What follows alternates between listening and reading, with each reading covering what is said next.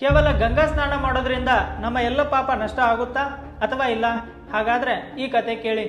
ಒಂದು ಸಲ ಹರಿದ್ವಾರದಲ್ಲಿ ಯಾವುದೋ ಒಂದು ಹಬ್ಬದ ದಿನ ಎಲ್ಲರೂ ಗಂಗಾ ಸ್ನಾನ ಮಾಡ್ತಾ ಇದ್ರು.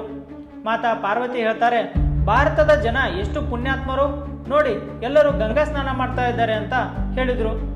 ಅವಾಗ ಶಿವ ಹೇಳ್ತಾರೆ, ನೀರಲ್ಲಿ ತುಂಬಾ ಜನ ಮುಳುಗಿ ಹೇಳ್ತಾ ಇದ್ದಾರೆ, ಆದ್ರೆ ಗಂಗಾ ಸ್ನಾನ ಕೇವಲ ಒಬ್ಬರೇ ಮಾಡ್ತಾ ಇದ್ದಾರೆ. ಪ್ರಭು ಅರ್ಥ ಆಗ್ಲಿಲ್ಲ, ನದಿ ಅಂತೂ ಒಂದೇ ಇದೆ, ಅದರಲ್ಲೇ ಎಲ್ಲರೂ ಸ್ನಾನ ಮಾಡ್ತಾ ಇದ್ದಾರೆ ಅಂತ ಪಾರ್ವತಿ ಹೇಳಿದ್ರು.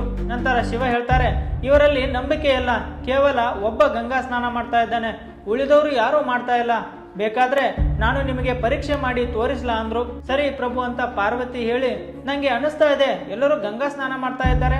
ನಂತರ ಶಿವ ವಯಸ್ಸಾಗಿರೋ ಮುದುಕನ ವೇಷ ಧರಿಸಿದ್ರು. ಒಂದು ಕೆಸರಿನ ಗುಂಡಿಯೊಳಗೆ ಮುಳುಗೋ ಹಾಗೆ ನಾಟಕ ಮಾಡಿದ್ರು. ಪಾರ್ವತಿಗೆ, ನೀನು ಸಾಧಾರಣ ಹೆಂಗಸಿನ ರೂಪ ಧರಿಸಿ ಇಲ್ಲೇ ಕೂತುಕೊಂಡು ನಾನು ಹೇಳೋದನ್ನ ಎಲ್ಲರಿಗೂ ಹೇಳು. ಭಯ್ಯ, ನನ್ನ ಗಂಡನನ್ನ ಕಾಪಾಡಿ, ನನ್ನ ಹತ್ರ ಶಕ್ತಿ ಇಲ್ಲ, ಕಾಪಾಡೋಕೆ ಸ್ವಲ್ಪ ಸಹಾಯ ಮಾಡಿ.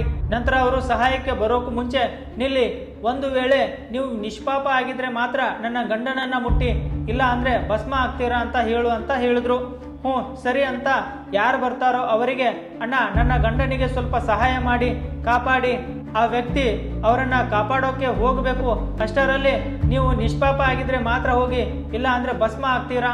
ಅವನು ಮನಸ್ಸಲ್ಲೇ ಪಾಪ ಅಂತೂ ಬಹಳ ಮಾಡಿದ್ದೀನಿ ಅಂತ ಬಿಟ್ಟು ಹೋದ. ಕೆಲವರು ಕೇಳ್ತಾನೆ ಇರಲಿಲ್ಲ, ಹಾಗೆ ಹೋಗ್ತಾ ಇದ್ರು. ಕೆಲವರು ನಿಂತು ಕೇಳಿದ್ರು, ಪಾರ್ವತಿ ಮಾತು ಕೇಳಿ ಹಾಗೆ ಹೋಗ್ತಾ ಇದ್ರು. ನಂತರ ಒಬ್ಬ ಬಂದ, ಅಣ್ಣ ಕಾಪಾಡಿ ಅಂದ್ರು.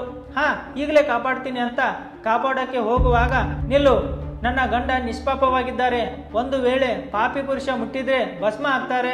ಆ ವ್ಯಕ್ತಿ ಹೇಳ್ತಾನೆ, ನಿಮಗೆ ಗೊತ್ತಿಲ್ಲ, ನಾನು ಇವಾಗ ಗಂಗಾ ಸ್ನಾನ ಮಾಡ್ಕೊಂಡು ಬರ್ತಾ ಇದ್ದೀನಿ, ಗಂಗಾ ಸರ್ವ ಪಾಪ ನಾಶ ಮಾಡುತ್ತೆ, ಅದಕ್ಕೆ ನಾನು ಪಾಪರಹಿತವಾಗಿದ್ದೀನಿ ಅಂತ ಮಹಾದೇವನನ್ನ ಕಾಪಾಡಿ ಹೊರಟು ಹೋದ್ರು.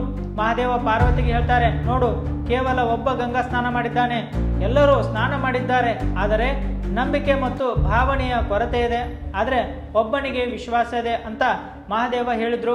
ಈ ಕಥೆ ಇಷ್ಟ ಆಗಿದ್ರೆ ಫಾಲೋ ಮಾಡಿ. ರಾಧೆ ರಾಧೆ.